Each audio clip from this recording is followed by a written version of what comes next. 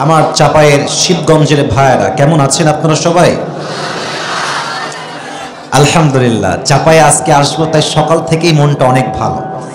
চাপায়ে আমি দেখেছি মানুষের মাঝে যে ক্রেজ, যে ভালোবাসা, যে শব্দ, এটা আমি বারবার মিডিয়াতে আগেও বলেছি, আজও বলছি, চাপায়ের মানুষের সাউন্ডের সঙ্গে অন্য জেলার কোনো সাউন্ডের কম্পেয়ার করা যাবে না, তুলনা করা যাবে না। তাদের কথা শুনলেই বুঝবেন যে সামনে সব বাঘের বাচ্চাগুলো বসে আছে। আল্লাহ চাপায়ের শিবগঞ্জের ভাইদেরকে কবুল এবং মঞ্জুর করুক, পড়া আমিন। আজকের প্রোগ্রামে আমরা বুঝতে পেরে সবাই খুশি না বেজার? সকলেই আমরা দিল খুলে মন খুলে পড়ছি আলহামদুলিল্লাহ। আমার প্রিয় মা বোনদের জায়গা হচ্ছে না, আমি মাইকে শুনলাম। প্রিয় মায়েরা বোনেরা, আমি আসিফকে সচক্ষে দেখা বা আমাকে দেখাটা হচ্ছে মেইন ফ্যাক্ট নয়। আমি আসিফ আপনাকে অ্যাড্রেস করে কি বলছি, দ্যাট ইজ মোস্ট ইম্পর্টেন্ট। ঠিক আছে কিনা যুবক ভাইরা বলো? আমাকে আপনি দেখেন কিংবা না দেখেন, ডাজন্ট ম্যাটার। আপনি আমার কথাগুলো, ভয়েসগুলো ভালো করে বোঝার চেষ্টা করবেন। আল্লাহ আমার প্রিয় মা বোনদেরকে বোঝার তৌফিক দান করে, পড়া আমিন। একবার তাকান আশেপাশে মাহফিলের যত লোক আজকের মাহফিলে আসছে, ওদিকে না সোনামণি, এদিকে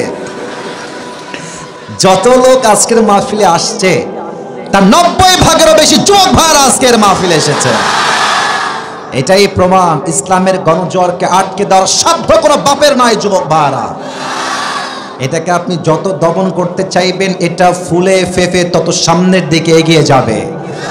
যারা ইসলামকে দমন করতে আসবে তাদের 14 গোষ্ঠীর বংশ হয়ে যাবে চাপায়ের শিবগঞ্জের ভাইরা।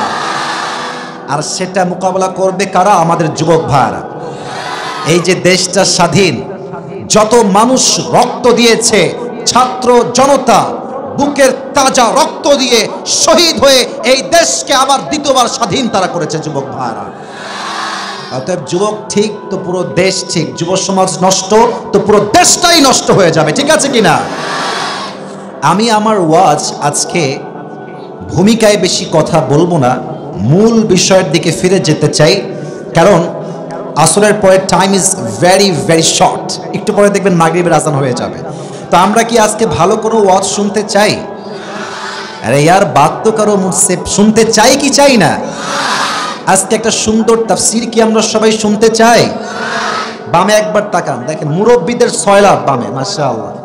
আমার কলিজার টুকরা আব্বা জানদের জন্য দোয়া করে, আব্বা জানদেরকে আল্লাহ তাআলা ইসলামের সৈনিক আবু বকর রাদিয়াল্লাহু তাআলা আনহুর মতো কবুল করুক, পড়া আমিন। আরে চাপায়ের মুরব্বীদের শক্তি অনেক বেশি রে।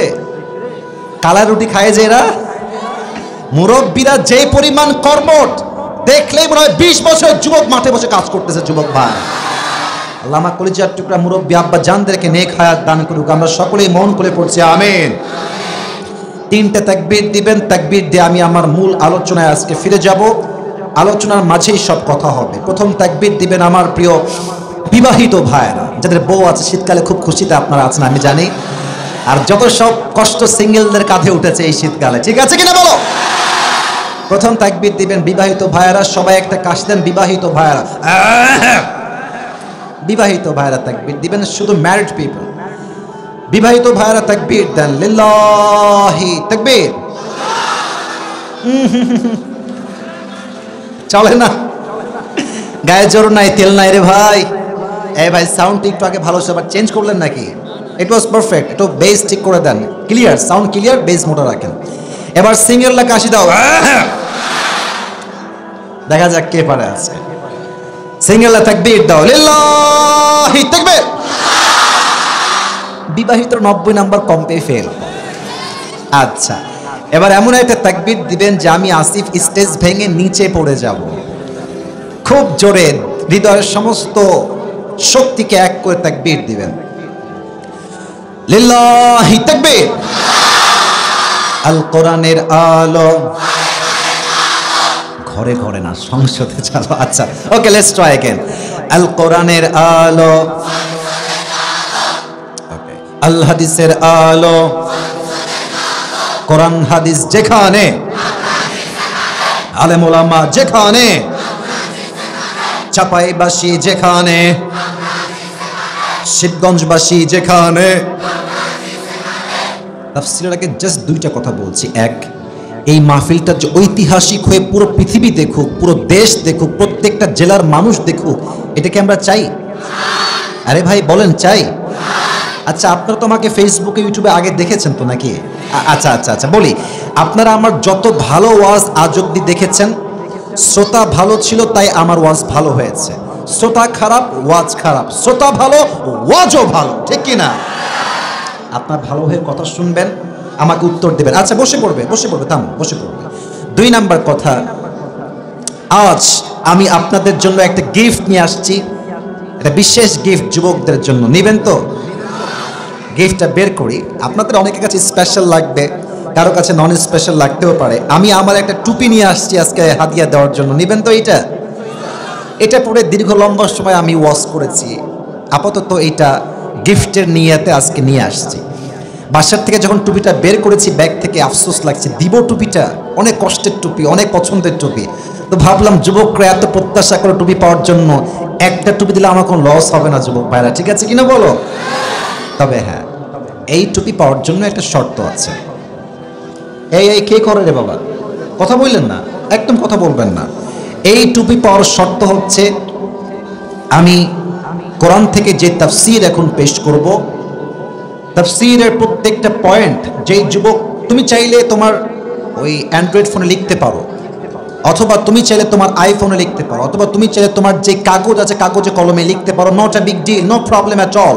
বাট শেষে গিয়ে আমি যখন তাফসীর থেকে প্রশ্ন করব, যেই যুবক উত্তর করতে পারবে তাকে আমি আবরারুল হক আসিফ টুপিটা পুরস্কার হিসেবে পরিধান করায় দিব। রাজি আছেন তো ইনশাআল্লাহ? মনোযোগটাকে স্থির করুন। আর হ্যাঁ, কেউ যদি ওয়াজের মাঝখানে উঠে যায়, ও লুঙ্গি টাইনা ধরে বসায় দেওয়া লাগবে আজকে যুবক ভাই। এটা তুমি আসছো নিজের ইচ্ছায়, কিন্তু যাবা আমাদের ইচ্ছা। এখানে আসা যাবে, বসা যাবে, শোয়া যাবে, খাওয়াও যাবে, বাট ওঠা যাবে না আজকের মাহফিল থেকে, ঠিক আছে কিনা বলেন? শেষ তাকবীর দেন, লিল্লাহি তাকবীর। আগে প্রশ্ন করছি তাফসীরের আগে, এটাই তাফসীরের অংশ শুরু হচ্ছে। প্রশ্ন করছি, উত্তর দেন চাপায়ের ভাইয়ারা। আমাদের জীবনে কষ্ট, দুঃখ, যন্ত্রণা সবার আছে না নাই? কথা বলেন, সবাই আছে না নাই? আমরা এখানে যারা আসছি, আমি যা দেখতে পাচ্ছি মুরব্বীদের চেহারা দেখে, যুবকদের চেহারা দেখে, আমি সহ আমরা সবাই we belong middle class family. আমরা সবাই মধ্যবিত্ত পরিবারের সন্তান। আমি কয়েকদিন আগে একটা মাহফিলে বলেছিলাম যে মধ্যবিত্ত পরিবারের সন্তান মানেই হচ্ছে এক একটা ব্র্যান্ড। কারণ কি? Let me finish. মধ্যবিত্ত পরিবারের সন্তান এমন একটা ব্র্যান্ড, আপনি ওকে যেখানেই রাখবেন সেখানেই অ্যাডজাস্ট করবে। আপনি এসির রুম দিবেন তাও থাকবে, নন এসি দিবেন তাও থাকবে, বালিশ দিবেন, খাতা দিবেন, ল্যাব দিবেন তাও থাকবে, ফ্লোর টাইলস দিবেন, টাইলসেও সে আরামের ঘুম ঘুমায় দিবে। মধ্যবিত্ত পরিবারের সন্তানকে আপনি গরুর গোস্ত দিবেন তাও খাবে, ডাল ভাত দিবেন তাও খাবে, কালায় রুটি দিবেন তাও খাবে, পরোটা দিবেন তাও খাবে, জাস্ট ভর্তা নাই, ডাল দিবেন, ভাত দিবেন তাও খাবে। ওকে আপনি যেমনে রাখবেন তাতেই সে খুশি থাকবে। We are from middle class family. আমিও মধ্যবিত্ত পরিবারের সন্তান, আপনিও মধ্যবিত্ত পরিবারের সন্তান। যুবক ভাইয়েরা, আব্বা জানেরা, আমার প্রিয় মায়েরা, বোনেরা, আমাদের অনেকের জীবনে অভাব, না পাওয়ার কষ্ট, যন্ত্রণা, অনেক স্যাডনেস, মানসিক দুশ্চিন্তা। বলেন তো সবাই একবার জোরে সোরে আছে না নাই? এই কোরআন যদি কেউ বোঝে, কেউ জানে, কেউ মানে, কেউ পড়ে, তার কি আর কোনো কষ্ট থাকতে পারে? আসতে হয়ে গেল যে সবাই বলেন থাকতে পারে? এই কোরআনে সমস্ত কষ্টের সলিউশন দিয়েছে এক সত্তা।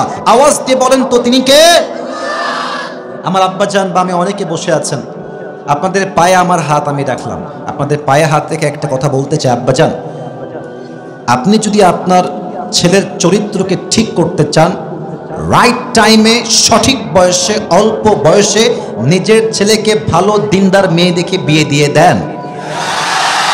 আপনি যদি আপনার ছেলেকে রাইট টাইমে বিয়ে না দেন, আপনার ছেলে যত জায়গায়, যত ঘাটে পানি খাবে, প্রত্যেকটার দায়ভার কিয়ামতে আপনাকে বহন করতে হবে। আব্বাজান, বিয়ে দিয়ে দেন আপনার ছেলেকে। হ্যাঁ, মুরব্বীরা একটা অবজেকশন দিবে যে হুজুর, আমার ছেলে তো এখনো কামাই করা শেখে নাই, ইনকাম করতেই পারে না আমার ছেলে। আপনি বলবেন বাপ তুই বিয়ে কর, তোর বইয়ের জন্য 1 বছর 1.5 বছর 2 বছর যা লাগে আমি প্রোভাইড করব, বাট তুই বিয়ে করে হালালে আয়, তুই হারাম করবি আর আমি কেমন ধরা খাবো, এটা চুল পরিমাণ বরদাস্ত করা যাবে না। ঠিক আছে কিনা বলেন? আর মায়েদেরকে বলবো, ওদিকে অনেক বোনরা, এদিকে বোনরা আছেন, বিয়ের সময় টাকাওয়ালা টাকলাকে বিয়ে করা বাদ দিয়ে চরিত্রবান যুবক খুঁজে আপনাকে বিয়ে করতে হবে। অনেক মেয়ে টাকা পাইলে মুরব্বী না যুবক, মাথায় চুল আছে কিনা they don't care about it. তারা কয় টাকা আছে যেখানে আমিও আছি সেখানে। প্রিয় বোন, আপনি টাকা পাবেন, গাড়ি পাবেন, বাড়ি পাবেন, বাট ওয়াল্লাহি কোন আমার সামনে আছে, আমি আপনাকে আল্লাহর নামে শপথ করে বলছি, চরিত্র নাই যেখানে, বিবাহের জীবনে সুখ নাই সেখানে। অনেক মেয়েদের দেখবেন চরিত্রবান দাড়িওয়ালা দিনদার ছেলে পছন্দ না, গাঞ্জাখোর দেখলেই এরা পছন্দ করে। এরা তখন বিয়ের পরে বাস খায়। কেমনে বাস খায় দেখেন, কথার পয়েন্ট বুঝবেন তাহলে তাফসীরের কথাগুলো আমি ভালো করে হাইলাইট করতে পারবো। যেই যুবক নিজের জীবনের মূল্যই বোঝে না, গাঞ্জা খেয়ে নষ্ট করে, ও তার বইয়ের মূল্য বুঝবে কেমন করে রে ভাই? প্রিয় বোন, ফাযফর বিদাতি দ্বীনি তারিবাত ইয়াদাক, become successful by selecting the one who has religion, character and conduct. যদি আপনি বিয়ে করে সফল হতে চান, চরিত্রকে সবচেয়ে বেশি প্রায়োরিটি দেওয়া লাগবে। চরিত্রকে যে সবচেয়ে গুরুত্ব দিবে, তার বিবাহের জীবনকে সুখী করবে একজন, তিনি কে? আল্লাহ বন্দেরকে বোঝার তৌফিক দান করুক। আমরা সকলেই জবান খুলে পড়ছি আমিন। তাফসীরের আয়াত পেশ করছি। আয়াতটা হচ্ছে আমার সঙ্গে সবাইকে পড়তে হবে। فإن مع العسر يسرا إن مع العسر। আচ্ছা আমি আবার পড়ছি, আপনার জাস্ট শেষের শব্দটা বলবেন। فإن مع العسر, আর একটু জোরে, فإن مع العسر إن مع العسر। ট্রান্সলেশন কি, তরজমা হচ্ছে indeed with every hardship there is ease। আল্লাহ তাআলা বলছেন প্রত্যেক কষ্টের সাথেই স্বস্তি রেখেছে এক সত্তা। আওয়াজ দিয়ে বলেন তো সবাই, তিনি কে? এই আয়াত জাস্ট আমরা অর্থ জানি, বাট এইটার ব্যাখ্যা আমরা অনেকেই জানি না। আমি যে ব্যাখ্যাগুলো এখন পেশ করছি, মুরব্বীরা, আব্বাজান আপনারা আমার চোখের চোখ রাখেন, আব্বাজান যারা আছেন, আর যুবকরা আমার কথা এমনি বুঝবে, কারণ এরা আমাকে অনেক আগে থেকে মনে হয় চেনে। আশা রাখছি তোমরা হালকা মনোযোগ দিলে আমার কথা বুঝে আসবে। আচ্ছা আমার কথা কি বোঝা যায়? আমি কিন্তু I brought up in Rajshahi. It has been a long time যে আমি রাজশাহীতে ছিলাম, থাকতে হয়। রাজশাহীর সঙ্গে আমার একটা সম্পর্ক ভালো। আর রাজশাহীতে যতগুলো জেলা আছে, মিডিয়ার সামনে মিথ্যা বলার কোনো চান্স নাই। রাজশাহীতে যত জেলা আছে, আমার সবচাইতে ফেভারিট, সবচেয়ে পছন্দের জেলার নামই হচ্ছে চাপাই জেলা। এখানে আসলে ওয়াজ করে যে কি শান্তি লাগে আপনি বিশ্বাস করবেন না। প্রত্যেকটা যুবক, প্রত্যেকটা মুরব্বীর গর্জন শুনলে মনে হয় বীর পুরুষগুলো আমার সামনে বসে আছে এরা। এই আয়াতের মোট 4টা ব্যাখ্যা দিব, বলেন সবাই কয়টা? চিৎকার করব না, ঠান্ডা মাথায় বলছি। আরেকবার প্রশ্ন করছি, এই আয়াতের মোট কয়টা ব্যাখ্যা দিব? 4টা। তাকান আয়াতটা বোঝেন। আল্লাহ তাআলা বলছেন ফাইন্না মাআল উসরি ইউসরা, ইন্না মাআল উসরি ইউসরা। ওদিকে তাকাও না, এদিকে তাকাও। আশ্চর্য কথা, ওইদিকে কিছু না, এদিকে তাকাও। এখানে আল্লাহ তাআলা আয়াতটা শুরু করেছেন আল উসর, কষ্ট দিয়ে, দুঃখ দিয়ে, হতাশা দিয়ে, কিন্তু আয়াতের শেষ শব্দ হচ্ছে স্বস্তি দিয়ে। কিন্তু আপনি যদি অ্যারাবিক গ্রামাটিক্যাল রুল অনুযায়ী দেখেন, আরবি যেই ব্যাকরণগত দিক আছে, সেই দিক থেকে এই বাক্যের শুরু হচ্ছে, মুবতাদা হচ্ছে ইউস, স্বস্তি। বাহ্যিকভাবে শব্দটা শুরু হয়েছে কষ্ট দিয়ে, বাট গ্রামার অনুযায়ী এর শুরুটা হচ্ছে স্বস্তি। এর কারণটা কি? আল্লাহ তাআলা চান যে মানুষ যেন তার জীবনের কষ্টের দিকে না তাকিয়ে স্বস্তির দিকে ফোকাস করে। আচ্ছা চাপায়ের শিবগঞ্জের ভাইরা আমাকে একটা উত্তর দেন, রানিং যেই মাস চলছে এই মাসটার নাম কি অক্টোবর না নভেম্বর? আজকে কয় তারিখ বলেন সবাই, কয় তারিখ? একটা প্রশ্ন করছি মুরব্বী আব্বাজান, আপনারাও বলবেন, বুঝে বলবেন। এই 16 দিনে আপনি কয়দিন না খেয়েছিলেন একটু বলেন তো দেখি, বলেন। না খেয়েছিলেন কোনোদিনও? আচ্ছা, আপনি এই পুরো মাসে কয়দিন অসুস্থ ছিলেন যদি হিসাব করেন, দেখবেন হয়তো 1 দিন বা 2 দিন বা 3 দিন। তার মানে আমাদের জীবনের লম্বা সময় আমরা সুখে থাকি বেশি, আরামে থাকে বেশি, খাওয়া দাওয়া করি বেশি, সুস্থ থাকে বেশি। কিন্তু আমাদের স্বভাবটা হচ্ছে এমন, সব ঠিকঠাক তাকাই না, একটা ভুল হয় ওইটার দিকে তাকাই বলি আল্লাহ তুমি কি আর মানুষ পাইলা না, সব কষ্ট তুমি আমাকেই দিলা।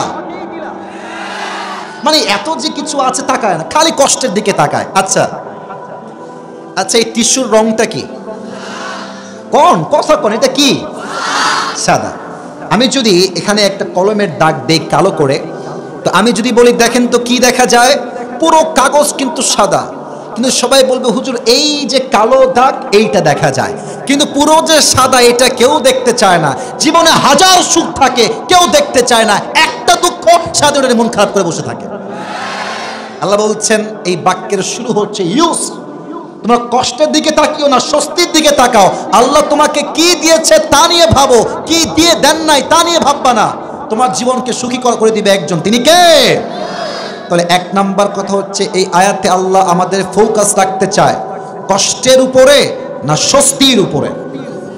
বুঝলে বলতে হবে যে আপনাদেরকে, না আমি পারবো না ওয়াজ করতে, কষ্টের উপরে না স্বস্তির উপরে। এক নাম্বার ব্যাখ্যা। দুই নাম্বার ব্যাখ্যা হচ্ছে ফাইন্না মাআল উসরি ইউসরা। ইউস শব্দটা হচ্ছে নাকেরা বা অনির্দিষ্ট, অর্থাৎ সিঙ্গেলদের কষ্ট হচ্ছে আমার বউ নাই, এটা তারা জানে যে এই কষ্ট আমার জীবনে আছে। যার চাকরি নাই তার কষ্ট হচ্ছে আমার জীবনে চাকরি নাই, এটাই আমার কষ্ট। বাট স্বস্তি আপনি কেমনে পাবেন এইটা আপনার জানা নাই। দেখবেন মাঝে মাঝে রাস্তাঘাটে হাঁটার সময় মাঝে মাঝে সুন্দরী মেয়েরা চোখের সামনে পড়ে না? কিছু যুবক একবার দেখলে আর চোখ নামাইতেই চায় না। তো বললাম কি তাকায় আছিস কেন? বলে হুজুর একবার দেখনা হালাল है तो हम देखते हैं और देखते ही रहेंगे क़यामत तक हमारी आंख नहीं हटेगा इससे। আছে না নাই? একবার দেখা হালাল মানে কি রে বাবা? তুমি প্রথম দেখেছো, চোখটা নামাবা আর পড়বা আস্তাগফিরুল্লাহ। আল্লাহ তাআলা বলছেন তুমি ভাবছো একটা মেয়েকে দেখে यार अगर मुझे ये लड़की मिल जाए बीवी के बिना पर तो मुझे जिंदगी में और क्या चाहिए बोलो। হ্যাঁ, মনে হবে এই মেয়েকে পেয়ে গেলেই তো আমার জীবনের সব সুখ আমি পেয়ে যাব। বাট কিছু কিছু মেয়ে উপরে ফিটফাট, ভেতরে পুরোটাই সদর খাট। মনে রাখবা বোরকার মাঝেই কিন্তু দিন লুকিয়ে থাকে না যুবক ভাইরা।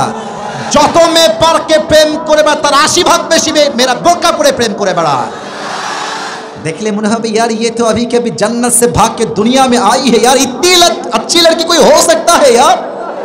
কিন্তু বোরকা পড়েছে বোরকার জন্য নয়, বোরকা পড়েছে জাস্ট নিজের চোখকে ঢাকার জন্য, যেন পরিবারে কেউ দেখে না ফেলে তাকে। আল্লাহ বলছেন তুমি যা স্বস্তি মনে করছো তা তোমার জন্য স্বস্তি নাও হতে পারে। তোমাকে স্বস্তি যে কোনো ভাবে যে কোনো দিক থেকে দিতে পারে একজন। আওয়াজ দিয়ে বলেন জবান খুলে, তিনি কে? তিন, এদিকে তাকান। ফাইন্না মাআল উসরি ইউসরা, এই আয়াতের শুরুতে শব্দ আছে ইন্না। এখানে অনেক মাদ্রাসার ছাত্র আছো, স্কুলের ছাত্র আছো, আমি আবার বলছি আয়াতের শব্দের শুরু কি? ইন্না। বলেন সবাই আয়াতের শব্দের শুরু কি? এটা চাপায়ের সাউন্ড হয় না, সরি টু সে দ্যাট। আয়াতের শব্দের শুরু কি? ইন্না। ইন্না হচ্ছে হরুফে মুশাব্বাহ বিল ফাইল। আমি আপনাকে গ্রামার বোঝাচ্ছি না, জাস্ট ব্যাখ্যা বোঝাচ্ছি। এই ইন্না যেই বাক্যের শুরুতে আসে, বাক্যের সমস্ত সন্দেহ দূর করে দেয়। অনেক যুবক ভাবে কিরে আমার বিয়ে কি সত্যি হবে? আমি কি জীবনে সত্যি কোনো বউ পাবো? আমি কি সত্যি চাকরি পাবো? আমি কি সত্যি ব্যবসায় সফল হব? মুরব্বী ভাবছে আমার ছেলে কোনোদিন ভালো হবে না, আমার বউ কোনোদিন ভালো হবে না। আল্লাহ বলছেন নিশ্চিত নিশ্চিত তুমি ভালো বউ পাবে, নিশ্চিত নিশ্চিত নিশ্চিত তুমি ভালো চাকরি পাবে, নিশ্চিত নিশ্চিত নিশ্চিত তুমি ভালো ব্যবসা করবে, নিশ্চিত তোমার জীবনে স্বস্তি আসবে, কোনো সন্দেহ নাই। বিশ্বাস রাখো, তোমাকে স্বস্তি দিবে একজন, তিনি কে? There is no doubt in it, কোনো সন্দেহ নাই। ইন্না এসে সমস্ত সন্দেহ দূর করে দিয়েছে। এই 4 নাম্বার ব্যাখ্যা থেকে আমি ঘটনা শুরু করব। ঘটনা শোনার জন্য জাস্ট কান নয়, দিল খাড়া করতে হবে, দিলের কান খাড়া করতে হবে। সবাই একটা কাশি দেন, হয় না হয় না, তাকবীর দেন, লিল্লাহি তাকবীর। শেষ ব্যাখ্যা। আমার পাশে ওলামা ইকরাম আছেন, অনেক হুজুররা আছেন, আমার কথা ভুল বলার কোনো চান্স নাই। ভুল বললে কাউন্টার দিবেন, নো প্রবলেম এট অল। ফাইন্না মাআল উসরি ইউসরা, ইন্না মাআল উসরি আচ্ছা, এটার তর্জমা কি হবে বলেন তো? কষ্টের পরে সুখ না কষ্টের সাথে সুখ? Right answer. আমি আবারও বলছি, আমরা ভুল তর্জমা করি। ওয়াজে আমরা বলি কষ্টের পরে সুখ, ডেফিনেটলি রং ট্রান্সলেশন, ভুল তর্জমা।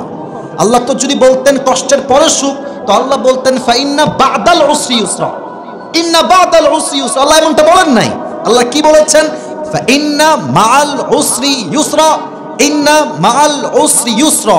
কষ্টের পরে সুখ নয়, কষ্টের সাথেই আছে সুখ। সুবহানাল্লাহ। এটা বলার জন্য একটা ছোট্ট ঘটনা বলতে চাই আমার জীবন থেকে। রাগটাগ করবেন না তো আপনারা? এত আস্তে রাগ করবেন না বললেন, রাগ করবেন নাকি আপনারা? আপনারা হয়তো অনেকে জানেন যে আমি একটা বড় কার অ্যাক্সিডেন্ট করেছিলাম, জানেন আপনারা? আমার গাড়ি যে অবস্থা, হয়তো আপনারা আমাকে ফেসবুকে দেখেছেন। আমার প্রোগ্রাম ছিল কুমিল্লায়। কোনলায়? কুমিল্লা। নাম শুনছেন আপনারা সবাই? কুমিল্লার চাঁদপুরে আমার প্রোগ্রাম।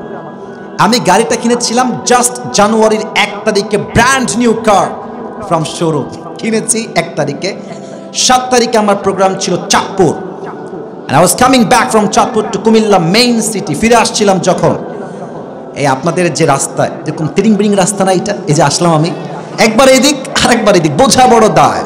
তো প্রোগ্রাম করে I was coming back to Comilla main city, আমার হোটেলে আসছিলাম। তো আমার ড্রাইভার গাড়ি চালানোর সময় আবেগ কাজ করেছে, বিবেক কাজ করে নাই। ছোট্ট রাস্তা, গাড়ি চলছে 80-তে, 90-এ গাড়ি চলছে। তো গাড়িটার রাস্তা হচ্ছে এই রকম, আমার হাত কি দেখা যায়?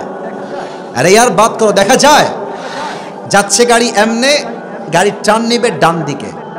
আচ্ছা, যারা আপনারা ভ্যানে চড়েন, বাইক চালান, অথবা গাড়িতে কখনো চড়েছেন, বাসে বা কারে, যেখানেই হোক, গাড়ি যদি যায় 80-তে আর যেতে হবে ডান দিকে, আপনি কি ঠাস করে গাড়ি ঘুরাইতে পারবেন? পারবেন না। ঘুরাইলে বুঝবেন বাস কারে কয়। তা আমার ড্রাইভার সাহেব ঘুরিয়েছেন 80-তেই গাড়ি। তো আমার আর ডান দিকে যাওয়া হয়নি, আমি সোজা খালে চলে গিয়েছিলাম, সোজা খালে। তো প্রিয় ভাইরা, আপনি আমার কথায় হাসবেন না, আমার কথার মূল পয়েন্ট বুঝবেন। আমি সেই দিন সিট বেল্ট বাঁধে না, কারে সিট বেল্ট আছে না, আমি বাঁধি নাই, এমনি বসে আছি এমনি। আর গাড়ি যখন ধাক্কা খেয়েছে, look at my right hand, আমার ডান হাত দেখেন, গাড়ি ছিল এমনে, যখন ব্রেক করেছে গাড়িটা গেছে উল্টায়। একবার উল্টায় সোজা হয়েছে, অ্যান্ড সেকেন্ড টাইম আবার সিধা, থার্ড টাইম আবার উল্টা, এরপরে সিধা হয়ে পড়েছে পানির নিচে।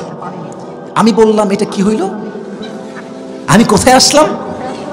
আর দেখছি তল থেকে পানি উঠতে শুরু করেছে অলরেডি। আমার সামনে একজন ক্যামেরাম্যান ছিল, আমার ছেলের নাম হচ্ছে তানভীর। ও মানে ফ্যাপাচেকা খেয়ে গেছে, হোয়াট হ্যাপেন্ড, কি হইল এটা, কোথায় ছিলাম কোথায় আসলাম রে। এমনি বাম হাত দিয়ে ধরে আপনার যে গ্লাস থাকে সামনের ভেঙে ফেলছে, আর ওই গ্লাস দিয়ে লাফ মেরে বের হয়ে গেছে, আর ভেতর দিয়ে পানি ওঠা শুরু করেছে। তবে হ্যাঁ, চাপায়ের শিবগঞ্জের বাইরে একটা কথা না বললেই নয়, যে অ্যাক্সিডেন্ট আমার গাড়ির সাথে হয়েছে, সামনের গ্লাস নাই, উপরের ছাদ নাই, বামের গাড়িই নাই, আমার গাড়িই নাই, কিছুই নাই। হিসেবে কথা ছিল এই রকম যে 7জন লোক জায়গায় স্পট ডেথ হওয়ার কথা, জায়গায় শেষ হয়ে যাওয়ার কথা। এই যে এখন আসলাম মাহফিল আপনাদের শিবগঞ্জ থেকে, একজন লোক পড়ে রাস্তায় মরে আছে, এখনই দেখে আসলাম। খবর পাবেন আজকে আপনারা সবাই, একদম লাশ রাস্তায় পড়ে আছে। হিসাবে আমার মৃত্যু হওয়ার কথা সেই দিন কনফার্ম, 7 জন মরার কথা সেই দিন। কষ্ট আর স্বস্তি কোথায় ভালো করে দেখেন। কষ্ট এক জায়গায়, ইস রে, ব্র্যান্ড নিউ কার, 50 লাখ টাকা দাম বাজারের রেটে কিনলাম, জাস্ট 7 দিন হলো ভেঙে গেল, শেষ হয়ে গেল, স্বপ্ন চুরমার হয়ে গেল। স্বস্তি কোথায়? কাঠটা ধ্বংস হয়ে শেষ হয়ে গেছে, বাট আমার গায়ে চুল পরিমাণ কোনো আঘাতও লাগে নাই। আলহামদুলিল্লাহ। তো আপনার পড়লেন না মন খুলে ভাইয়েরা? আচ্ছা বলেন তো, আমি যদি মরে যেতাম, এই কারের কোনো দাম থাকতো? আরে বেটা, বেঁচে আছি, একটা কিছু কি হয়েছে, আগামী তো BMW তো কিনতে পারবো যুবক ভাইয়েরা। বেঁচে গেলাম, এটা হচ্ছে স্বস্তি। আর কষ্ট কোথায়? ভেঙে গেল গাড়িটা রে। তা আল্লাহ বলছেন কষ্টের পরে সুখ নয়, কষ্ট যখন তোমার লাইফে আছে, ওই মুহূর্তে কোথাও না কোথাও একটা স্বস্তি তুমি খুঁজেই পাবা। সুবহানাল্লাহ। কেন অনেক বিবাহিত ভাইয়েরা আছেন, কথাটা রাগ করবেন না, অনেকের বিবাহিত জীবন মনে হয় যে দাজ্জালনির সঙ্গে সংসার করছি আমি। কথাই কয় না, কথা না বলে কারে ওয়াজ করি, বললেন কথা ঠিক আছে কিনা? কি এরকম বউ আছে না, ডিমান্ডের শেষ নাই, খালি চাই খালি চাই। তবে হ্যাঁ, কিছু কিছু আনম্যারিড মেয়ে আছে, এদের রুচি আরো খারাপ। এরা চাহিদার জন্য আইফোন 16 প্রো ম্যাক্স পাওয়ার জন্য কক্সবাজার পর্যন্ত চলে যায় যুবক ভাই। এদের জীবনে কোনো স্বস্তি নাই, এদের পুরো জীবনটাই গজব দ্বারা ভর্তি হয়ে যায়, ঠিক কিনা বলো? তা আমি যেটা বলছিলাম, কষ্টের পরে সুখ নয়, কষ্টের সাথেই আছে সুখ। তো যাদের বউ খারাপ, এরা সংসার করছে কেমনে? এই সিঙ্গেলরা তোমরাও শোনো, সংসার করছে কেমনে? একটা ছেলে হয়ে গেছে, একটা মেয়ে হয়ে গেছে। এখন স্বামী বলছে, আম্মা বউটা আমার অনেক খারাপ, মা বউকে আমার একদম সহ্য হয় না, বাট আমার এই কলিজার টুকরা একটা মাত্র ছেলে, একটা মাত্র মেয়ে, ওর দিকে তাকাইলে আমার এতটা স্বস্তি লাগে যে আমি সমস্ত কষ্ট নিমিষেই ভুলে যাই। ঠিক আছে কিনা? কষ্টের পরে সুখ নয়, কষ্টের কথা না বললে ওয়াজ হবে না। কষ্টের পরে সুখ নয়, কষ্টের সাথেই সুবহানাল্লাহ পড়েন সবাই। তবে হ্যাঁ, এই কথা বললেই ওয়াজ শেষ হবে না। স্বস্তি পাবে দুই ধরনের ব্যক্তি। বলেন সবাই, কয়টা গুণ লাগবে? জোরে বলেন কয়টা? এক নাম্বার গুণের নাম হচ্ছে ধৈর্য, দুই নাম্বার গুণের নাম হচ্ছে যা হবে হয়ে যাক, আমার সব ভরসা এক সত্তার উপরে, তিনি কে? এই দুইটা গুণকে ব্যাখ্যা করতে চাই, বাট বিফোর দ্যাট পয়েন্ট একজন যুবক চাই যে সিঙ্গেল, বউ নাই, খুব কষ্টে আছো, দাঁড়িয়ে একটা বাঘের মতো তাকবীর দিবা। কে আছো? লিল্লাহি তাকবীর বলবা।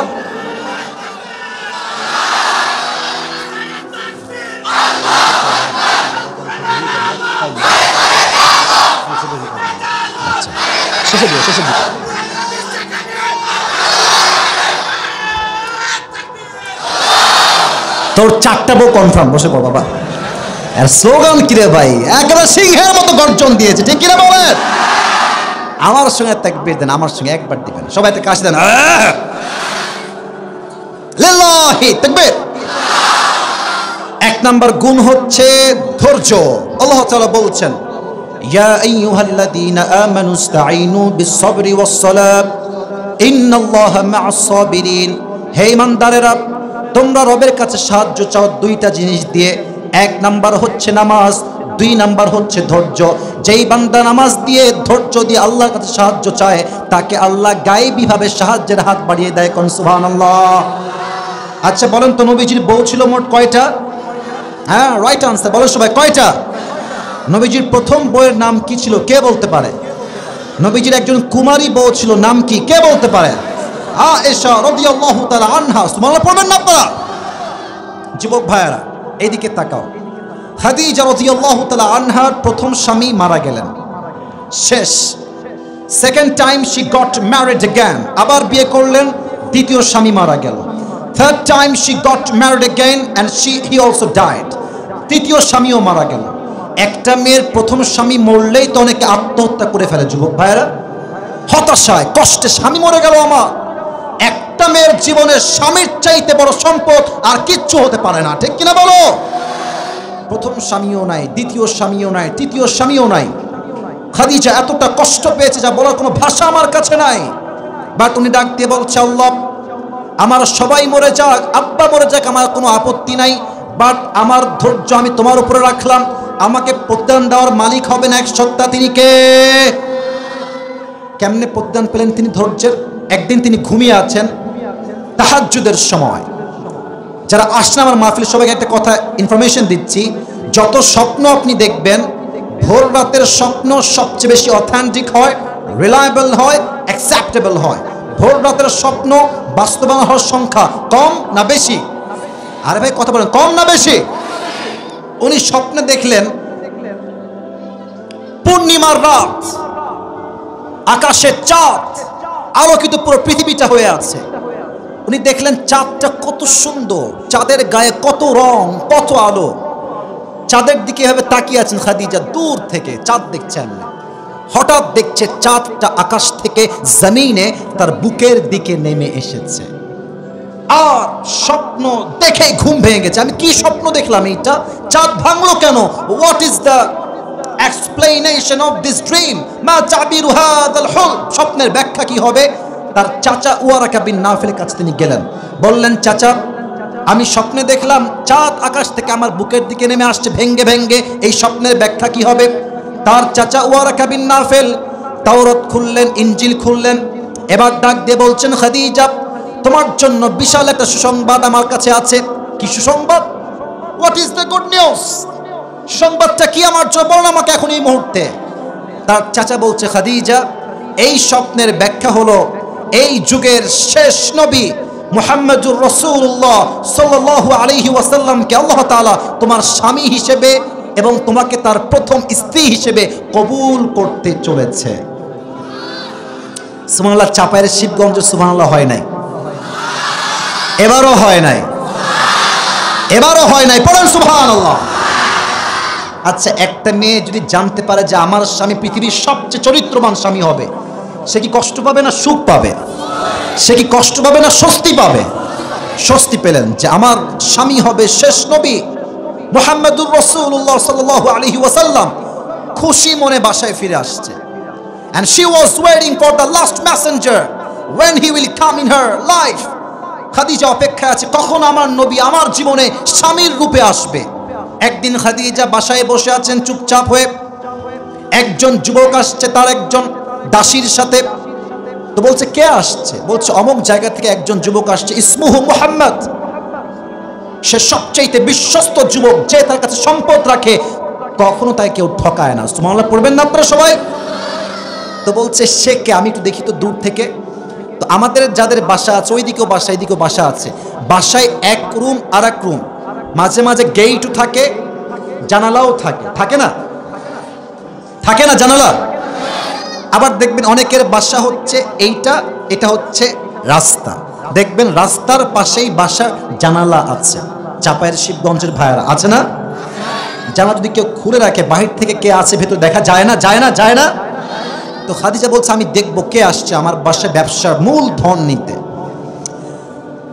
যখনই জানালা খুলে একটা ঝলক নবীর চেহারায় চোখ পড়েছে, তার চেহারা, তার স্ট্রাকচার, তার দেহের গঠন, তার লাবণ্যময় চেহারা, লম্বা নাক, তার গায়ের রং, তার হাইট, তার চুল, তার দাড়ি, তার বিউটিনেস, তার হ্যান্ডসামনেস, তার আদর্শ দেখে, চেহারা দেখে, তার আচরণ দেখে খাদিজা আগেই বুঝে গিয়েছে এটাই হচ্ছে শেষ নবী মুহাম্মদ সাল্লাল্লাহু আলাইহি ওয়াসাল্লাম। সুবহানাল্লাহ পড়েন সবাই।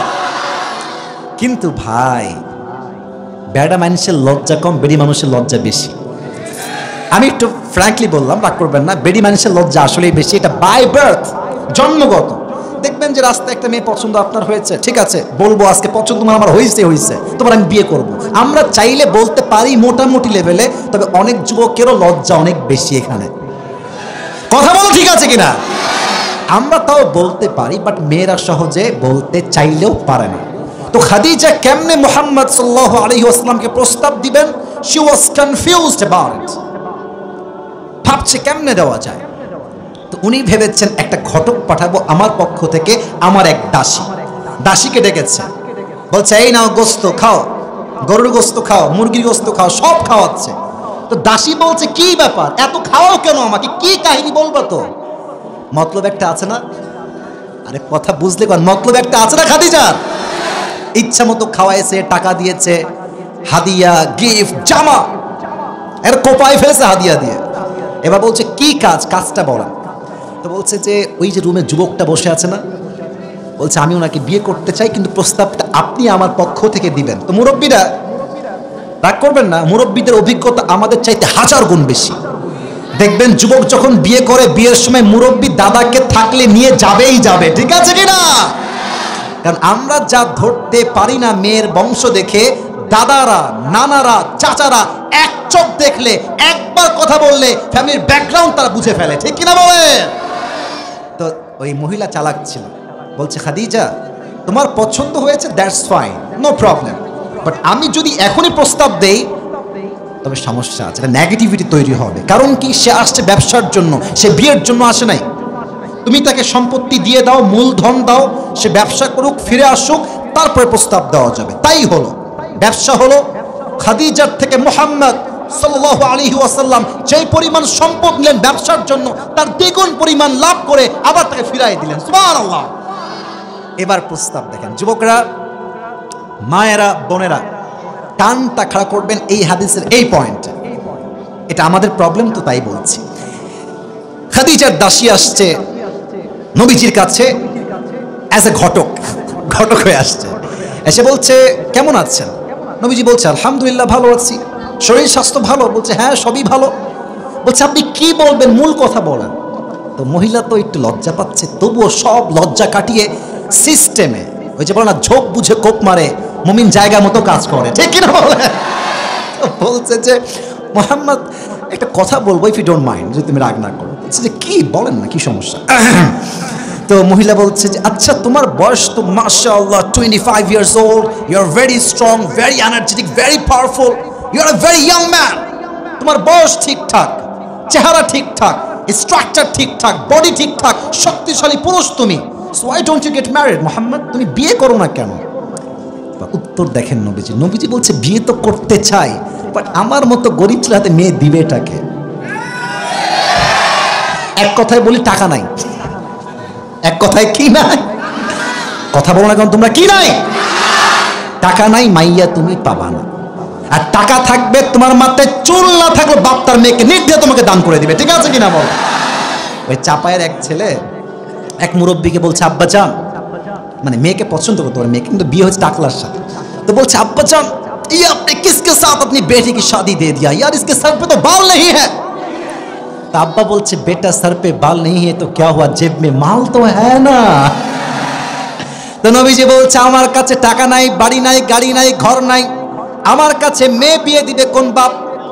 এবার মহিলা ঝোপ বুঝে কো, আরে মোহাম্মদ নো টেনশন, আরে কোন টেনশন নাই, আমার কাছে এমন এক পাত্রীর সন্ধান আছে যাকে বিয়ে করলে তোমার মোহর দেওয়া লাগবে না, কাপড় দেওয়া লাগবে না, ঘর দেওয়া লাগবে না, সম্পত্তি দেওয়া লাগবে না, জামা দেওয়া লাগবে না, ভরণ পোষণ দেওয়া লাগবে না, বরং তাকে বিয়ে করলে তোমার যা যা লাগবে সেই তোমাকে সব দিবে। সুবহানাল্লাহ নাই? নবীজি বলছে how come it possible, is this really possible? লা মুহাল, এরকম মেয়ে তো এই তল্লাটে কেউ নয়, নাসমুহা। What is the name of that woman, what is the name of that girl? ওই মেয়েটার নাম কি আমাকে বলেন। এবার ওই মহিলা একটু মাথা নিচুর দিকে রেখে নিচের দিকে মুচকি হাসি দিয়ে বলছে ইসমুহা খাদিজা। নবীজির চেহারাতে অটোমেটিক মুচকি হাসি আসছে কেন? কারণ নবীজি আগের থেকেই খাদিজাকে মন থেকেই পছন্দ করতেন, সুবহানাল্লাহ। কিন্তু প্রস্তাব দিচ্ছে না কেন? উনি হচ্ছেন বড়লোক ঘরের মেয়ে, আমি হলাম গরিব ঘরের ছেলে। ভাইয়েরা একটা বাস্তব কথা বলে ফেলি আজকে, বড়লোক ঘরের ছেলে গরিব ঘরের মেয়েকে বিয়ে করতে পারে, বাট বড়লোক ঘরের মেয়ে কখনো গরিব ছেলেকে বিয়ে করতে চায় না। যুবক ভাইরা, মানি ফ্যাক্ট, টাকার বিষয়। আমরা যুবকরা টাকা চাই না, আমরা মেয়ের সতীত্ব চাই, আমরা মেয়ের পবিত্র চাই, আমরা মেয়ের চরিত্র চাই। যুবক ভাইরা ঠিক কিনা বলো? বাট অনেক মেয়ে আছে চরিত্রও দেখে না, সতীত্বও দেখে না, সম্মান দেখে না, ফ্যামিলি ব্যাকগ্রাউন্ড দেখে না, টাকা থাকলে ছেলের ঘাড়ে তারা ঝুলে পড়ে। যুবক ভাইরা ঠিক কিনা বলো? But I don't measure every girl equally. সব মেয়ে একরকম নয়।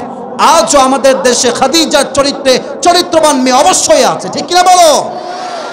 তো বলছে আচ্ছা এই প্রস্তাব আপনি দিলেন আমাকে, আমি খুব খুশি হলাম, তবে আমি বিয়েটা এখন করতে পারছি না, আপনি যান। আমার একজন চাচা আছে। নবীর চাচার নাম কি কে বলতে পারে? হুজুর কেন বলবে, আপনারা কোন নাম কি? আবু তালেব। সে কি ইসলাম ধর্ম গ্রহণ করেছিল নাকি? কিন্তু নবীজির সাপোর্টে একটা মানুষ ছিলেন, সাপোর্ট করতেন নবীজিকে। তো নবীজি বলছে আবু তালেব চাচা আমার তো প্রস্তাব আসছে খাদিজার পক্ষ থেকে, আমি কি করব? বলছে অবশ্যই তুমি অ্যাকসেপ্ট করবা, চলো আমরা দুজন মিলে একসঙ্গে যাই। চাচা দুজন মিলে আসছে বিয়ে করার জন্য, কথাবার্তা হয়েছে, সব ডান, সব ফাইনাল। বিয়ের ক্ষেত্রে মোহর লাগে না, দেওয়া লাগে না মোহর? চাপার ভাইয়ের কথা, মোহর লাগে না? আজকাল তো মোহর লাগবে 1 লাখ, মেয়ের বাপ বলে 20 লাখ না লিখলে আমার মেয়েকে বিয়েই দিব না। কেন লেখায়? ভাবে যে 20 লাখ লিখলে তো আমার মেয়েকে ছাড়তে পারবে না। এই জুলুমের জন্য এই দেশে জেনার সংখ্যা বেড়েছে, বিয়ের সংখ্যা কমে গিয়েছে আমার যুবক ভাইরা। তো এবার বলছে আবু তালেব মোহর আমি কি ধার্য করবো, আমাদের গরিব মানুষ, মোহর তোর কিছু আমাদের কাছে নাই। তো খাদিজা বলছে কি দিবেন, যা আছে তাই বলেন। তো বলছে আবু তালেব যে আমরা মোহর হিসেবে সর্বোচ্চ 20টা উট দিতে পারবো, আর কিছু না। খাদিজা বলছে এতেই আমি খুশি। সুবহানাল্লাহ। তো ঠিক আছে, উট নিয়ে আসেন, উট নিয়ে আসছে। এখন মেয়ে পক্ষের লোক আছে, ছেলে পক্ষের লোক আছে, এটা মেহমানদারির দরকার আছে না? আরে কোন মেহমানদারির দরকার আছে না? আছে না? কি খাওয়াবে? টেনশন নবীজির ঘাড়ে। কেমনে খাওয়াই? খাদিজার মন কত বড়! খাদিজা বলছে, আমার এই 20টা উট মোহরের সবগুলো জবাই করো, আমার মোহরের উট দিয়ে সমস্ত মেহমানদের মেহমানদারি করায় দাও। আজকালকার মেয়ে হলে এগুলো বলতো? আজকালকার মেয়েরা বাপের বাড়ি থেকে ফ্রিজ জানে, তো স্বামী একদিন ফ্রিজে হাত দিয়ে পেপসি খাবে বা পানি খাবে, এই সাবধানে হাত দিয়ে, ফ্রিজ আমার বাপ দিয়েছে। তো সুকেস নিয়ে আসছেন, নর্মাল সুকেস, তো স্বামী একদিন খুলে প্লেট বের করতে একটু আঘাত লাগছে, এই সাবধানে হাত দাও, এই সুকেস আমাকে আমার বাপ দিয়েছে গো। আছে না নাই বলেন? মেয়েদের ভাব যে বুঝা কি মুশকিল রে ভাই। কিছু মেয়ে ভালো হইলে ভালো হয়, আর খারাপ হইলে খারাপের খারাপ হয়, ঠিক কিনা বলো? পুরোটাই দিয়ে দিয়েছে নবীর জন্য। এই জন্য আমার মাদেরকে বলবো, বোনেরা আমার, আপনার কাছে 5 লাখ থাকলে স্বামীকে 2 লাখ দেন, দিয়ে বলেন যে স্বামী তুমি ব্যবসা করো, সফল হও, তোমার লাভ তো আমার লাভ, তোমার লাভ আমার ছেলেরও লাভ, ঠিক কিনা বলেন? এটা আমার বোনদের মাইন্ড হওয়া দরকার। আমার বোনদেরকে আল্লাহ বোঝার তৌফিক দিক, পড়া আমিন। তো বিয়ে হয়ে গেল, এবার আসেন হাদিসের মেইন মেসেজ। বিয়ে ডান, বিয়েতে 500 রাত আছে না? এরা কয়, এরা কেউ কয় না, লজ্জা এসে। আরে ভাই, বিয়েতে 500 রাত আসে না, নাই কন না কেন আপনার? তো খাদিজা নবীজির ঘরে আছেন, ডান দিকে বসে আছেন খাটে, নবীজি ঘরে আসছেন, উনি বাম পাশে বসেছেন। তো খাদিজা বলছে, আপনি কি জানেন যে আমি আপনাকে আমার স্বামী হিসেবে কেমনে পেলাম, কিভাবে পেলাম? নবীজি বলছে, আমি তো জানি না, আপনি কেমনে পেয়েছেন? এবার খাদিজা বলছে, হে আমার প্রাণপ্রিয় স্বামী, আমার প্রথম স্বামী মারা গেছে, আমি ধৈর্যশীল ছিলাম। দ্বিতীয় স্বামী মারা গেছে, ধৈর্যশীল ছিলাম। তৃতীয় স্বামী মারা গেছে, ধৈর্যশীল ছিলাম। ধৈর্যের সঙ্গে আমি কদম বাড়িয়েছি, আর এই ধৈর্যের ফল হিসেবে আল্লাহ তাআলা শেষ নবীর মতো নবীর প্রথম স্ত্রী হিসেবে আমি খাদিজাকে আল্লাহ তাআলা কবুল করে নিয়েছে। জোরে আরেকবার দিল থেকে করেন সুবহানাল্লাহ। তাহলে কষ্ট কোথায় ছিল? ওই যে স্বামী হারায় গেছে, ছেলে রেখে গেছে, সব স্বামী মরে গেছে, স্বস্তি কোথায় আসলো? যতই যেই মরে যাক, আর শেষ ভালো যার, সব ভালো তার। সব কষ্ট আল্লাহ দূর করলেন কেমনে? বলছে, খাদিজা তোমার যে ধৈর্য ঠিকঠাক, আমি খাদিজা তোমার স্বামী হিসেবে শেষ নবীকে কবুল করলাম, সুবহানাল্লাহ। অতএব কষ্টের সাথেই একটা স্বস্তি, বলেন তো সবাই, আছে না নাই? তবে এটার জন্য লাগবে ধৈর্য। এবার বলেন, আর একটা প্রশ্ন করছি, কুমারী বইয়ের নাম কি ছিল? আচ্ছা, আপনাদের এখানে আজান 5টার পরে না মাগরিবের? 5:20। আর কিছুক্ষণ সময় কি দেওয়া যায় না? মাঠ তো ফিল আপ, এটাই তো প্রমাণ চাপায়ের মানুষ কোরআনকে দিল থেকে ভালোবাসে। যুবক ভাইরা, ঠিক কিনা বলো? আমাকে কি আর 10টা মিনিট সময় দেওয়া যাবে? তাকবীর দেন সবাই, লিল্লাহি তাকবীর। দেখেন ধৈর্যের ফলাফল কত সুন্দর হয়। আয়েশা রাদিয়াল্লাহু তাআলা আনহা, আমাদের দেশে ভাই একটা বিয়ে করাই মুশকিল, 4 বিয়ে তো ইয়ারে বহুত দূর কি বাত है। আমার নবীজির 11 জন বউ, তিনি 11 জনকে এমন ভাবে হক আদায় করেছে যে একটা বউ কখনো অভিযোগ করার কোনো সুযোগ খুঁজে পায় নাই, সুবহানাল্লাহ। আপনারা কি লটারি বোঝেন? লটারি, আচ্ছা এটা হচ্ছে একটা বক্স, তাই না? আচ্ছা, এটা একটা কাগজ, একজনের নাম লিখলাম, জানি আপনার জানেন, তো বুঝাচ্ছি হাদিসের জন্য। আর একজনের নাম লিখলাম, আচ্ছা আর একটা টিস্যু নেই, আর একজনের নাম দেখলাম, 3টা নাম হলো, রাখলাম বাটিতে এমনি। এবার বাটি নিয়ে তুললাম একটা টিস্যু, যার নাম আসবে সেই পাস, সেই লটারি পাস। তো নবী প্রত্যেক মাসে প্রত্যেক বউকে নিয়ে ঘুরতে যেতেন। কেমনে ঘুরতেন? লটারি করতেন, যার নাম আগে আসতো তাকে নিয়ে ঘুরতে যেতেন। তো একদিন লটারি করে প্রথম নাম আসছে আয়েশা, সুবহানাল্লাহ নাই আপনাদের সবার? আয়েশার নাম বের হতে নবী অনেক খুশি, বাট সব বউ বসে আছে, তো বউয়ের সামনে যদি কোনো স্বামী আরেক বউকে ভালোবাসে, বউ সব সহ্য করলো, এটা চুল পরিমাণ সহ্য করতে পারে না, ঠিক আছে কিনা? তো নবীজি বলছে, আয়েশা চুপচাপ, আয়েশা তুমি রেডি হয়ে যাও, আমরা ঘুরতে যাব। তো আয়েশা খুব খুশি হয়ে বের হয়ে আসছে, রেডি হয়ে গেছে, কাপড় চোপড় সব ready, they are ready to go. খুব সুন্দরভাবে প্রস্তুত হয়ে গেছে, ঘুরতে গিয়েছে, ঘুরে ফিরে আসছে। তো দেখবেন আপনাদের এলাকায় ভ্যান আছে, দেখবেন যে ভ্যানে মোটা লোক বসলে মনে হবে টায়ারটা ব্লাস্ট হইল বলে, আর চিকন লোক বসলে দেখবেন ভ্যানলা এমন ভাবে ভ্যান চালায় মনে হয় ভ্যানে কেউ বসেই নাই। তো আম্মা জান আয়েশা আমার দিকে তাকান, আমি খুব মোটা, আমি খুব চিকন আবার না, মোটামুটি, বাট আম্মা জান আয়েশা অনেক চিকন ছিলেন, স্লিম বডির মানুষ ছিলেন, হাদিসে এটাই আসছে উনি খুব স্লিম বডির মানুষ ছিলেন। তো যখন ফিরে আসবেন রাস্তায় 1 নম্বরের চাপ দিয়েছে, আমি ব্যাখ্যা দিচ্ছি না, 1 নম্বরের চাপ। তো ইস্তেনজার জন্য উনি বললেন উটের যে পালকি, বললেন স্টপ, থামো, আমাকে আমার প্রয়োজন পূরণ করতে দাও, আমি আবার ফিরে আসছি। তো উনি উটের পালকি থেকে নেমে গিয়েছেন হাজত সারতে, ইস্তেনজা বা 1 নম্বর করতে। তো উনি যখন ফিরে আসছেন, উনি কি ফিরে আসছেন কিনা ওই উটের পালকির যে চালক সে বোঝে নাই, কারণ উনি এত চিকন ছিলেন, উঠলেও বোঝা যায় না, ওই নামলেও বোঝা যায় না। তো মানে আয়েশা আসার আগেই ওই লোক চলে আসছে, ভেবেছে আয়েশা উঠে গেছে। আয়েশা দেখছে সে উটের পালকি আর নাই, পুরো মরুভূমি, কেউ নয়। এবার আয়েশা একটা চাদর বিছিয়ে চাদর মুড়ি দিয়ে ঘুমায় গেছে। নবীজি বাসায় যাওয়ার পরে জানতে পেরেছেন খাদিজা আয়েশা ইজ মিসিং, উনি আসেন নাই। তো একজন সাহাবী তাকে বললেন যাও তুমি আয়েশাকে গিয়ে উটের হাওদাজ বা পালকিতে করে আমার বাসায় নিয়ে আসো। ওই সাহাবী বের হয়ে গেলেন, মরুভূমিতে আসলেন, দেখলেন যে একটা ছোট্ট চাদর এমনি লম্বা হয়ে আছে, কেউ একজন মুড়ি দিয়ে শুয়ে আছে। তো উনি এসে নাম ধরে ডাকলে বেয়াদবি হবে, তাই তিনি একটা সাফওয়ান বিন মুআত্তাল, তাই না, এটা কাশি দিলেন। আয়েশা উঠলেন, উঠে বসলেন পালকিতে, ফিরে আসলেন বাসায়। কিন্তু যারা মুনাফিক তারা সুযোগ পেয়ে গেল, তারা বলল আপনার নাউজুবিল্লাহ জোরে বলবেন, তারা প্রচার করলো কি যে আয়েশা এই যুবকের সঙ্গে ফিরে আসার সময় জেনা করে বাসায় ফিরে আসছে। আরেকবার বলেন নাউজুবিল্লাহ, নাউজুবিল্লাহ। আচ্ছা চাপায়ের শিবগঞ্জের ভাইরা, আয়েশার মতো একজন মহিয়সী জান্নাতি নারী কোন পুরুষের সঙ্গে ব্যভিচারে লিপ্ত হতে পারে? Do you believe that? আপনার কি বিশ্বাস হয়? কিন্তু অনেক মুসলমানরা বিশ্বাস করে ফেলে। এর দ্বারা প্রমাণ কি হলো? বিপদ আসলে আশেপাশের অনেক আপন মানুষের চেতনার রূপটা পরিবর্তন হয়ে যায়। এখন তো বলবে তোমাকে অনেক ভালোবাসি গো, তোমার যা লাগবে আমাকে বলিও গো। যখন বিপদে পড়বা হারিকেন দিয়ে কাউকে খুঁজে পাবা না যুবক ভাইরা, বাপ মা ছাড়া। তো আয়েশা বুঝে গেলেন যে আমার বিরুদ্ধে সবাই চলে গিয়েছে। হাদিস লম্বা, শর্টকাটে বলছি। এবার নবীজি আসছে, এসে বলছে আয়েশা তোমার যদি কোনো অন্যায় হয়ে যায়, কোনো জুলুম যদি হয়ে যায়, আল্লাহ বড় রহমান, আল্লাহ বড় দয়াময়, তুমি আল্লাহর কাছে ক্ষমা চেও না, আয়েশা তোমাকে মাফ করে দিবে। এই কথা শুনে আয়েশার মাথা গেছে ঘুরে। নবী হে, আপনি আমাকে বিশ্বাস করেন না যে আমি জিনা করি নাই?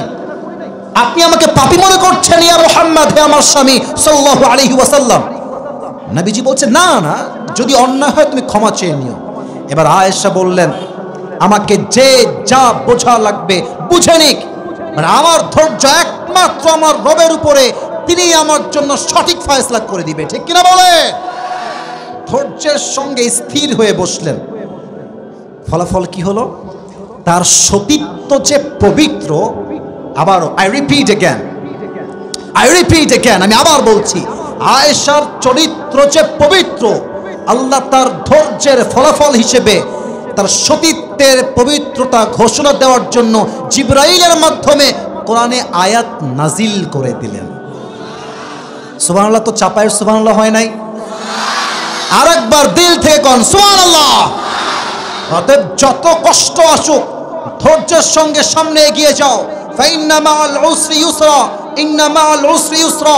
Indeed with every hardship there is is.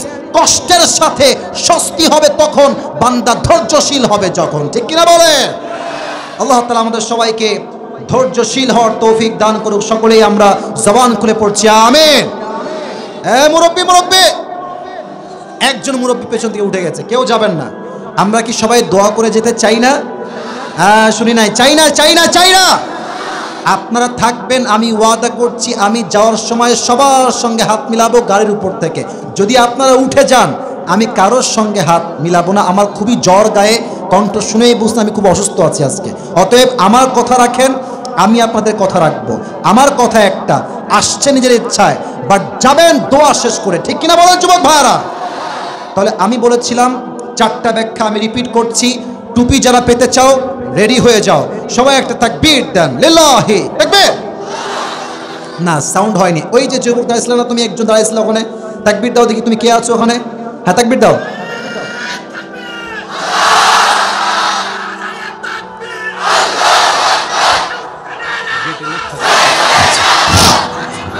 বুঝে গেছে।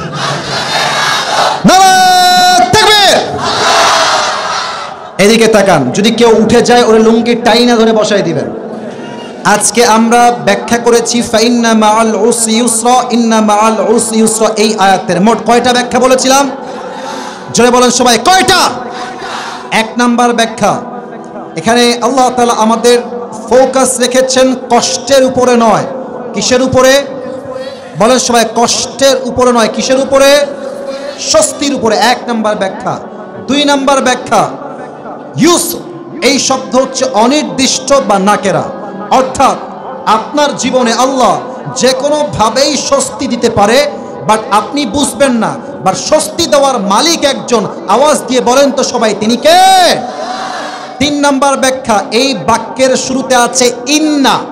চাপায়ের শিবগঞ্জের ভাইয়ারা আছে কি? আবার বলেন আছে কি? ইন্না যেই বাক্যের শুরুতে আসে, বাক্যের সব সন্দেহ দূর করে দেয়। ইন্না এসে এটা স্পষ্ট প্রমাণ হয়ে গিয়েছে, কষ্ট যেহেতু আছে, স্বস্তি একদিন সুনিশ্চিত আসবেই আসবে, ঠিক কিনা বলো? 4 নাম্বার বলেছিলাম, আমরা বলি কষ্টের পরেই আছে সুখ, বাট ট্রান্সলেশনটা ভুল। কষ্টের পরে সুখ নয়, কষ্টের, রিপিট আফটার মি, কষ্টের পরে সুখ নয়, কষ্টের সাথে। সুবহানাল্লাহ পড়বেন না আপনারা সবাই? আর বলেছিলাম সংক্ষেপ, কষ্টের সাথে স্বস্তি পাবে সে যার কাছে আছে কয়টা গুণ? হাত তুলে সবাই শিবগঞ্জে ভাড়া, কয়টা গুণ? হাত নামান। 1 হচ্ছে সবর বা ধৈর্য। 1 নাম্বার কি? ধৈর্য। এই ধৈর্যের ক্ষেত্রে বলেছিলাম খাদিজার কথা। সব স্বামী মারা গেছে, উনি কি আল্লাহকে বলেছেন যে আল্লাহ তুমি আমাকে এত কষ্ট দিলা, তুমি কি এতটা জালেম হয়ে গেছো? ইয়েস না কি নো? নো, উনি বলেন নাই। উনি বলেছেন আল্লাহ আমি তোমার উপর ধৈর্য ধারণ করলাম, তুমি ফলাফল দিবা। ফলাফল হিসেবে শেষ নবীকে তার স্বামী হিসেবে কবুল করেছে একজন, তিনি কে? 2, আয়েশার উপরে একটা বড় মিথ্যা অপবাদ আসছে, উনি ধৈর্যশীল ছিলেন, তার ফলাফল হিসেবে তার পবিত্র চরিত্রকে হাইলাইট করবার জন্য এই কোরআনে আয়াত নাজিল করেছে একজন। আওয়াজ দিয়ে বলেন তিনি কে? আর 2 নাম্বার গুণের নাম হচ্ছে তাওয়াক্কুল। You have to put your trust in আল্লাহ সুবহানাহু ওয়া তাআলা। ওয়া মান ইয়াতাওয়াক্কাল আলাল্লাহি ফাহুয়া হাসবুহ। এই ছেলে বেলাই বসো, আশ্চর্য কথা, বাবুরা বসো। ওয়া মান ইয়াতাওয়াক্কাল আলাল্লাহি ফাহুয়া হাসবুহ, whoever trusts in Allah subhanahu wa ta'ala, Allah is sufficient for him। যে ব্যক্তি আল্লাহর উপরে ধৈর্য ধারণ করে, ভরসা করে, আল্লাহ একাই তার জন্য যথেষ্ট হয়ে যায়। সুবহানাল্লাহ। ওয়ালা সাউফা ইউতিকা রাব্বুকা ফাতারদা। If you can put your trust in your Lord, definitely Allah will give you something that will definitely make yourself happy। যেই বান্দা দুঃখে কষ্টে আল্লাহর উপরে ভরসা করতে পারে, আল্লাহ তাকে এত দিবে, এত দিবে, এত দিবে, সে কল্পনাই করতে পারবে না। সুবহানাল্লাহ। এই প্রশ্নগুলো উত্তর করতে পারবা কে? হাত তোলো। দাঁড়িয়ে যাও, দাঁড়িয়ে যাও, কে পারবে? দাঁড়িয়ে যাও। 1 2 3। আচ্ছা দাঁড়ায় থাকো, তোমরা দাঁড়ায় থাকো।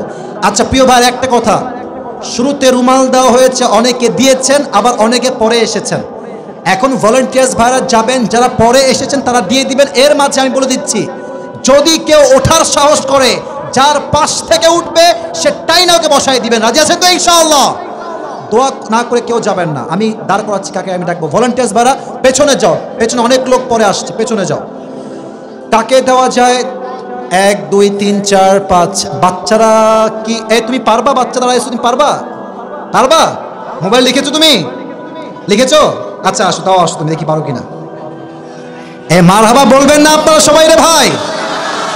এর আগে একবার চাপায়ে মাহফিল করেছিলাম, ছোট্ট একটা বাচ্চা ছেলে পুরো ওয়াজ এমন ভাবে শুনিয়েছে, এটাই প্রমাণ হয়েছে চাপায়ের প্রত্যেকটা ছেলে মেধাবী ছেলে, যুবক ভাইরা বসে থাকে মাহফিলে, ঠিক কিনা বলে?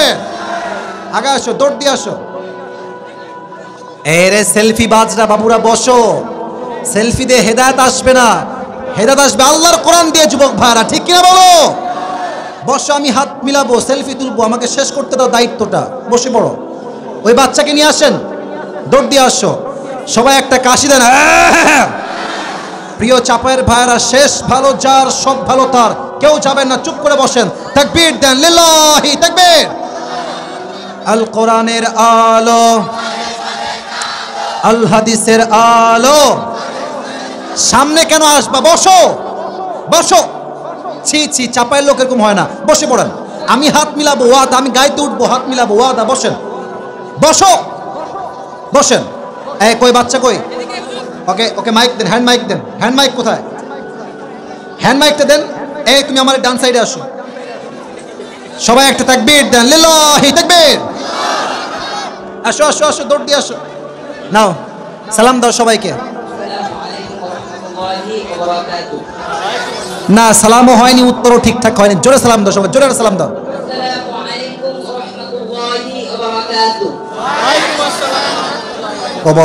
মাশাআল্লাহ। কষ্টের সাথেই আছে স্বস্তি।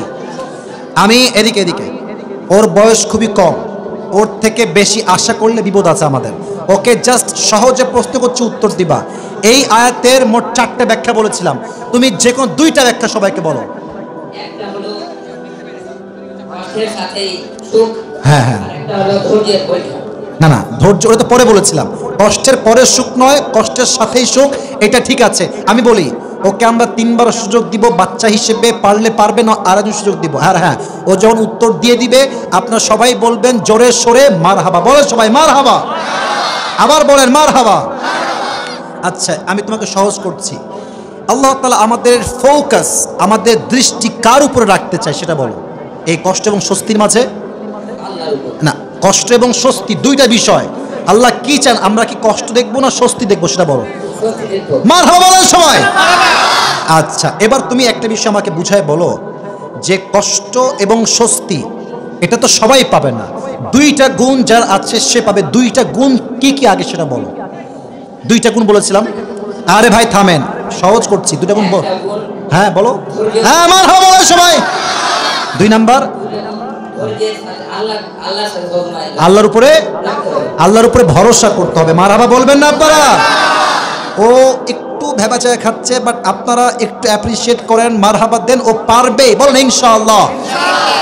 আচ্ছা, একদম মাথা ঠান্ডা রেখে বলো, খাদিজার তো প্রত্যেকটা স্বামী মারা গেছেন, উনি যে নবীকে স্বামী হিসেবে পেলেন কিসের বিনিময়ে, কি গুণের বিনিময়ে তিনি পেলেন? তুমি সহায়ক হও। তোমরা বলো না, ও বলবে। মারহাবা বলবেন না আপনারা? বাসর রাতে নবীজিকে তিনি কি বললেন যে আমি আপনাকে পেয়েছি? কেন কি বললেন নবীজিকে বলো দেখি। সহজ, তোমার কথার সাথে মিল আছে। পারবে পারবে, থামেন না। ওদিক কেন, তুমি আমার দিকে তাকাও। হ্যাঁ, ধৈর্যের বিনিময়ে পেয়েছে, বলতে পারছো না? বলো, হাত দিয়ে বলো, এটা হাত দিয়ে বলো। মারহাবা বলেন সবাই। আচ্ছা, আয়েশার জীবনীতে ওই সাহাবীরা যখন নিয়ে আসলেন তাকে, কাফেররা কি অপবাদ দিল মনে আছে? হ্যাঁ হ্যাঁ, বলেন না আপনারা, বলো। তিনি অন্যের সাথে জিনা করেছে বলে। মারহাবা বলেন সবাই। পারবে, আপনারা কেউ বলবেন পারবে। শেষমেশ যখন নবীজি বললেন তুমি আল্লাহর কাছে মাফ চেয়ে নাও, তখন তিনি কি ধারণ করলেন এবং আল্লাহ ফলাফল কি দিলেন এটার বিনিময়ে? তিনি মনে করলেন যে রাসূল আমাকে ভুল বুঝলেন। অবিশ্বাস করছে, হ্যাঁ ভুল ভাবছে। হ্যাঁ, তো তখন তিনি কিসের গুণ অর্জন করলেন সেই মুহূর্তে? এই কথা কয় কেন? আর ফলাফলটা কি পেলেন? ফলাফলটা আল্লাহ কি দিলেন এই ধৈর্যের বিনিময়ে? আয়াত নাযিল করলেন। আয়াত নাজিল করে কি বললেন? তার পবিত্র সতীত্ব আসলে কি? তার সতীত্বটা কি? কি প্রমাণ দিলেন যে তার সতীত্ব কোনো জেনা নাই? মারহাবা বলেন সবাই। ভাই, ও ছোট্ট ছেলে আটকাচ্ছে, বাট আপনারা বললে তো বিষয়টা হইল না। যা পেরেছে তাতেই কোন মারহাবা। 2 নাম্বার গুণটা কি বলেছিল? আল্লাহর উপরে, আল্লাহর উপরে বিশ্বাস বা ভরসা। অর্থাৎ যে বান্দা ধৈর্যশীল হবে, আল্লাহর উপরে ভরসা রাখবে, তাকে তার সমস্ত কষ্টের সাথে স্বস্তি দান করবে একজন। আওয়াজ দিয়ে বলেন তিনি কে? তোমার মাথা তো ছোট মনে হয়, একটু এদিকে আসো, মাথাটা মতো করো, একটু হালকা করে আসো, পড়াই দিই, আসো দেখি হয় নাকি সাইজ আল্লাহ জানে। হয়ে গেছে, বলেন সবাই মারহাবা। তোমার নাম কি বলো সবাইকে? মিরাজ আলীকে আল্লাহ ইসলামের দায়ী হিসেবে কবুল করো, সকলে পড়ো আমিন। বসে পড়ো, বসে পড়ো, বসে পড়ো।